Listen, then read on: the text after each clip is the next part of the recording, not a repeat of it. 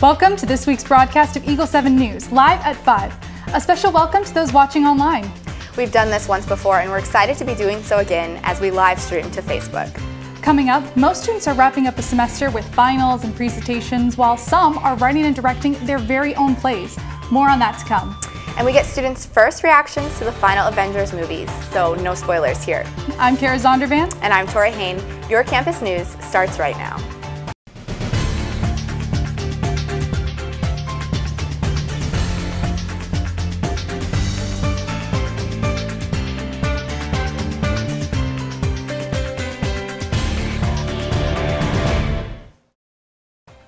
With only 1 week left of classes, followed by a week of finals, classes are coming to an end quickly.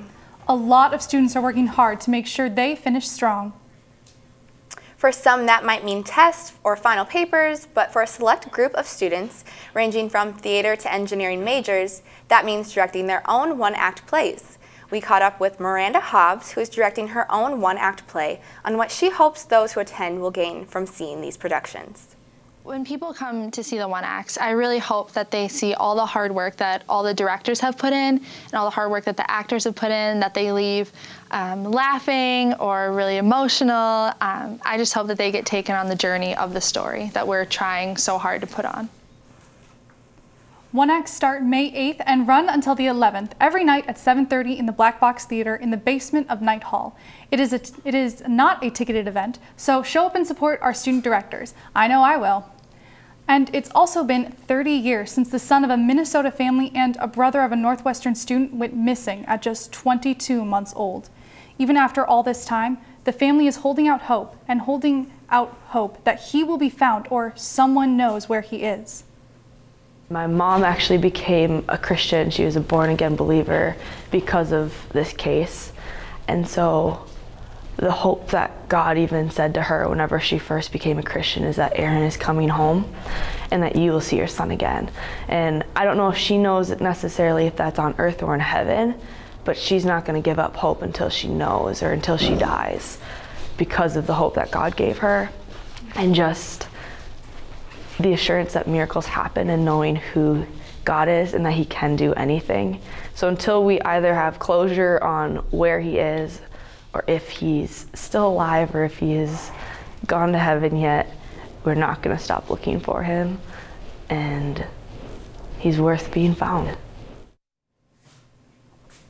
It's incredible to hear how such a tragedy has been used to bring a family together and point them towards God. We appreciate Aubriana Anderson sitting down with us to tell her brother's story. A lot can change when you take a 40-hour train ride to Minnesota and arrive at the small Northwestern Bible College located in downtown Minneapolis. UNW was and still is a school that forever impacts the lives of many, and Bud Lindstrand is no exception to that. Some students drive to campus and others fly, but 1954 alumnus Bud Lindstrand rode in here on a train. A train ride that took 40 hours from Portland, Oregon to the old downtown campus. I was a total nerd. I played instruments. At that time I played the piano, I played the tuba, I played the bass, I played the saxophone. It didn't take Bud very long to learn his favorite musical instrument came from within. He was one of 2 freshmen to make the a cappella choir. We didn't have football in those days with no campus. So that choir was really kind of the place to be. Bud learned more than just how to sing well in choir. The second most influential man in my life was that music director, Dr. Burnson, who later became the president of the school. The impact that he had, the things I learned in there apart from music, just made me who I am.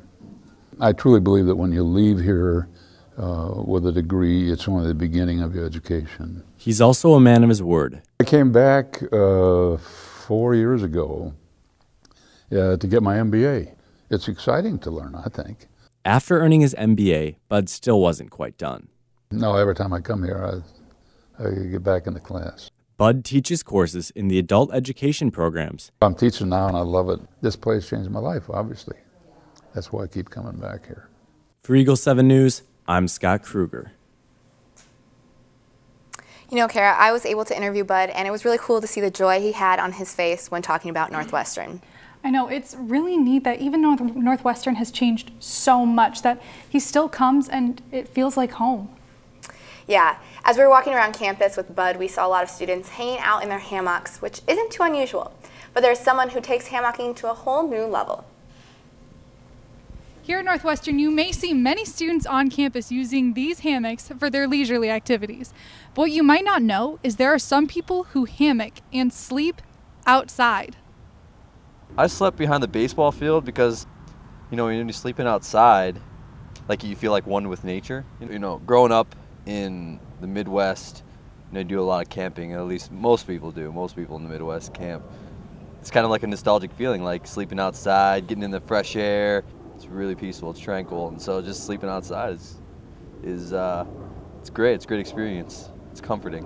Especially fun when you go with a bunch of guys or you know, a bunch of your friends and you're just all chilling outside looking at the stars and whatnot, and it's better with people because, you know, it's not so like dark and scary when you're alone, but when you're with people, then it's just like, it's like a slumber party but outside, you know. You feel the warmth and you're just like, you know what, I could sleep outside tonight, and then you tell a bunch of your friends who would do just something crazy like that, and they're like, yeah, let's do it.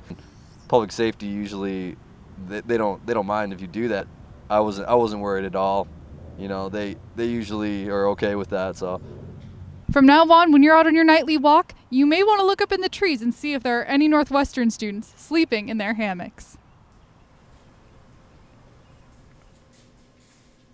So Kara, would you ever sleep in a hammock overnight?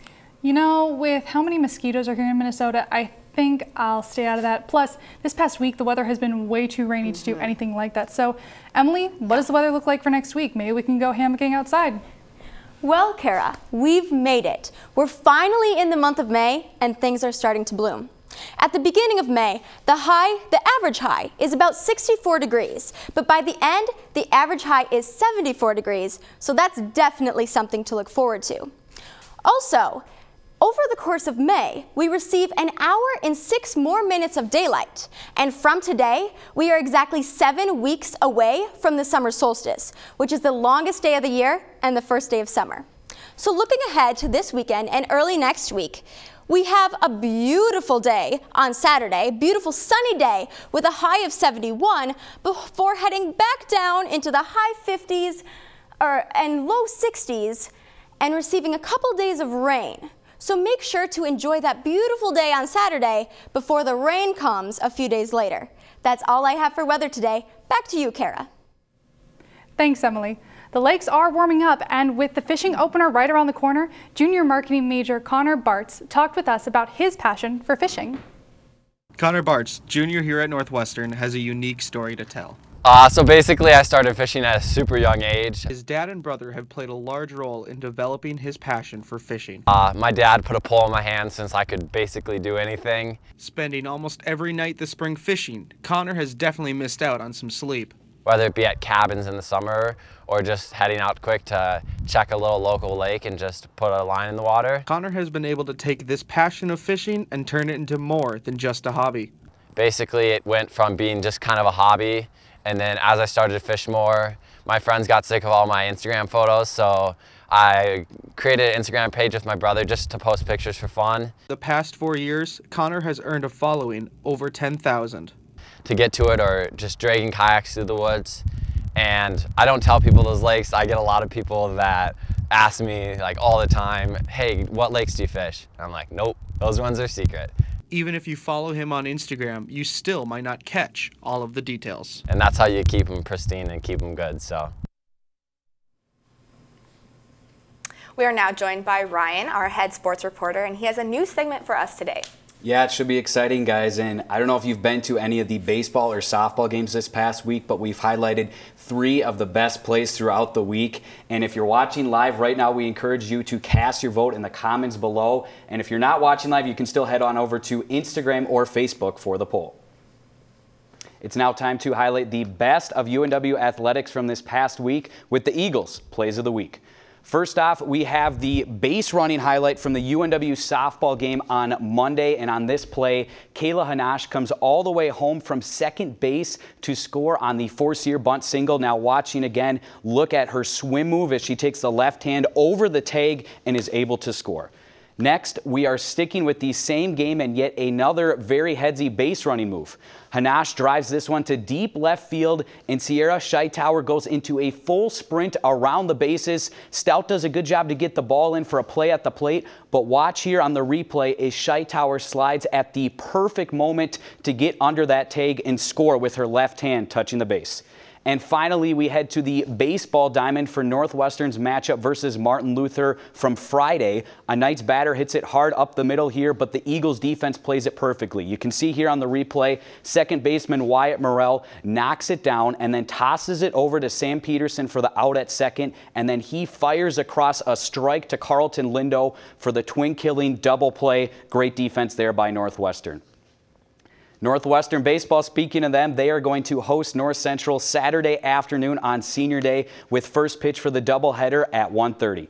Eagles softball is competing at the UMAC tournament right now this weekend in Mankato, and you can head to unweagles.com to get up-to-date results for that.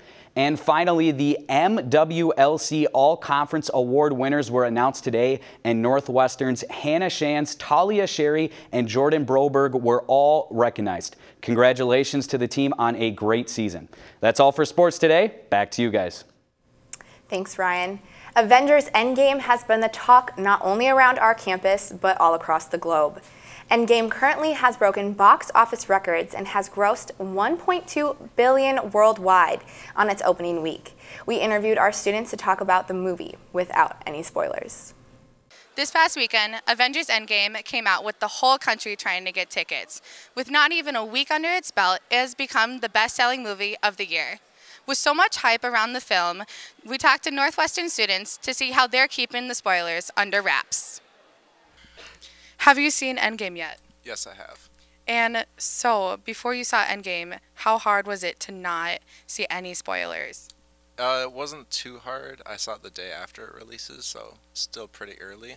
How are you going to avoid spoiling it for other people? Ooh, that's actually hard. I will just have to think about when I was in my own moments of anticipation of watching it myself, so I'll just have to think about that instead of my own selfish reasons why I want to tell other people. So how hard is it to not spoil it for other people? Pretty hard. When you're talking with friends who have seen it, you got to be careful to see who's around and who's not, and making sure that people who haven't seen it yet aren't around. So after you saw Endgame, how hard is it nowadays to not spoil it for other people? It's tough, you know. You got to make sure the people around you don't know the people around you have seen it, or either just tell them to go away if they haven't, and then discuss it with people who have, or just spoil it for other people around. You never know. If you're walking around campus and you're talking about Avengers Endgame, try not to spoil it for other people. From Eagle 7 News, I'm Peyton Lowenstein.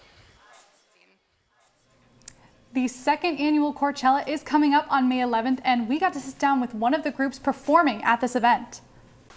Originally, it started out, to be honest, just for me, another way to get money. Meet Parker Thibodeau, a psychology major with an interesting side hobby. Well, music has always been around my house. My parents sang in the choir at church, so it wasn't until I was probably maybe 14 or 15 that I really started being intentional about music. Him and 3 others make up the music group named Mr. Tibbs and Company, and were asked to play at Coachella this year. And then we got asked to perform at Coachella, and then we only have like 5 songs, so we kind of have to make more. So we did that, and then that was kind of like our official hey, we're a group type thing. Parker explained to us how each of the group's members are important for bringing something different to the table. Anderson brings a very rigid work ethic, so he's very yo, friend here, I'm gonna work, I'm gonna get it done. Peyton brings I'd say he kind of lifts the spirits. Josh is he writes really well. I think as I've grown, I feel like I bring a different perspective. I challenge people. I bring a story. I provide a canvas for people to paint on. It just goes to show that a small hobby can make a big difference. Back to you guys at the studio. All right, well, good thing we have Coachella coming up, and we also have Avengers to watch. I mean, we have so much going on campus, even the plays. Are you going to go to anything? I don't think I'll be able to get to any of the plays, but I might be going to Coachella. Sounds pretty exciting for me. I definitely will. There'll be food trucks and there'll be live entertainment. I'm excited. I'm very excited too. Well, it's been a great live show. Thank you so much to all our viewers who have watched this. Yeah, and don't forget, we still have one more show next week, which will be uploaded on Friday. So make sure you tune in then. See us on Facebook, on YouTube, and on Instagram. We're always on there. For Eagle 7 News, I'm Kara Zondervan. And I'm Tori Hoehne. Stay fly, Eagles.